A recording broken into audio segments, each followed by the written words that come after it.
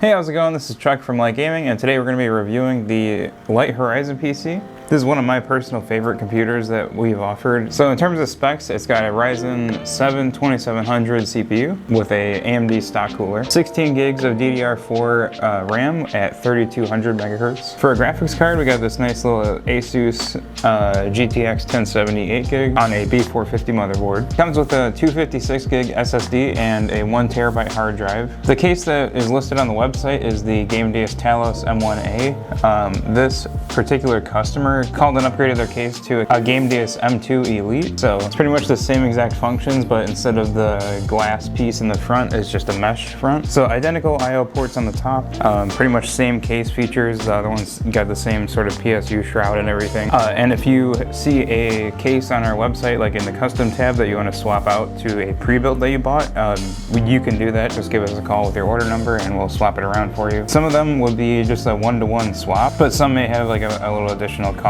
just for the part difference.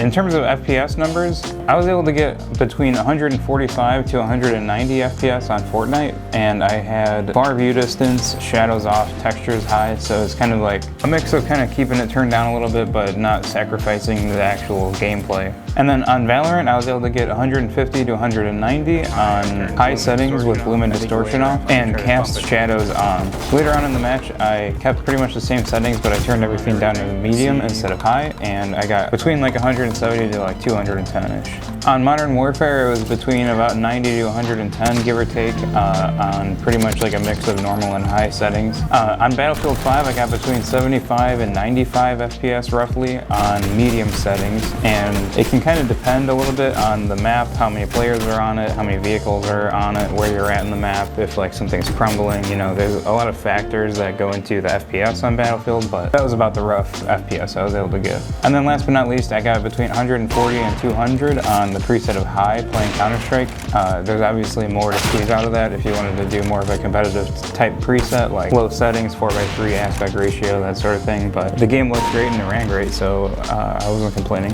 This would be a pretty good starter streaming PC. You can do some VR on it. You got a good enough graphics card to run most of the VR games out right now. It'd be good for like, you know, making YouTube videos, you know, Let's Plays, that sort of thing. It's a pretty great all-around PC. It's at a great price point where you're getting a great value of FPS per dollar. It'll get you up in gaming on a lot of games with very respectable FPSs, even if you have like a 144 hertz monitor and stuff. All in all, I think it's a pretty great PC. You can check it out for yourself and the rest of the PCs we offer on our website. Check out our Facebook and Instagram and join our Discord. We have a join link on the Instagram and the Twitter, and we will see you in the next one. Peace out.